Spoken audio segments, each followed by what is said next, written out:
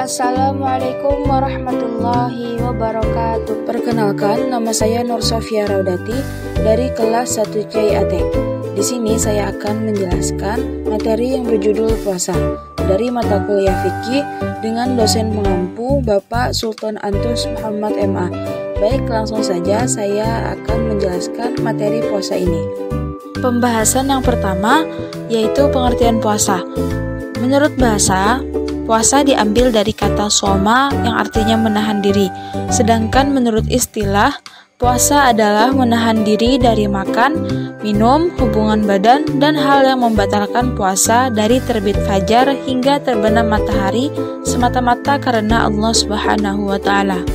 Berikutnya adalah dasar hukum puasa, yaitu dari Al-Quran, Quran Surah Al-Baqarah ayat 183. Hai orang-orang beriman, diwajibkan atasmu berpuasa sebagaimana telah diwajibkan atas orang-orang sebelum kamu agar kamu bertakwa. Kemudian dari hadis, Islam dibangun atas 5 hal: bersaksi bahwa tiada Tuhan yang patut disembah selain Allah Subhanahu wa Ta'ala, mengerjakan sholat, membayar zakat, berpuasa di bulan Ramadan, dan menunaikan haji ke Baitullah. Hadis riwayat Al-Bukhari dan Muslim. Kemudian rukun puasa. Rukun puasa yang pertama adalah niat. Syarat niat di sini adalah melakukan niat di waktu malam, tabyid, menegaskan niat ta'yin, dan berulang-ulang tikror menurut mayoritas ulama.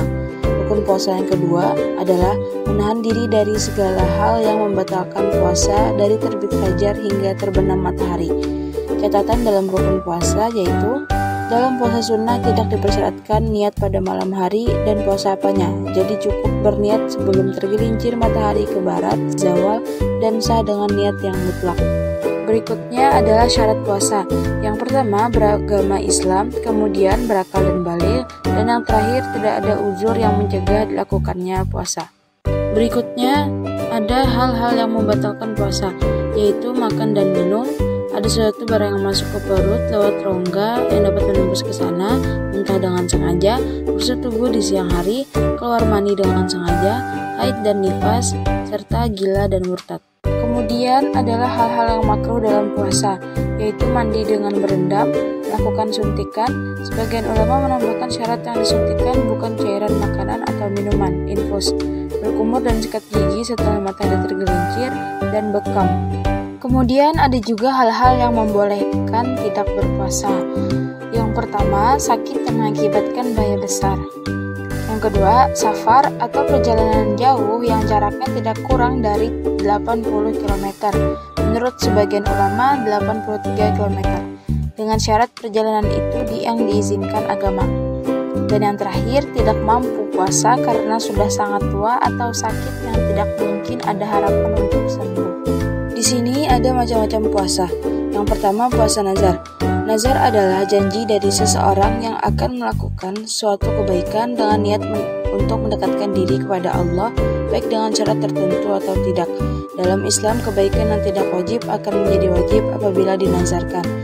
Berikutnya adalah puasa sunnah, yaitu puasa Senin Kamis, puasa Daud, Ayyamul Bid, Asyura dan Tasu'a, dan puasa 6 hari dari awal Syawal.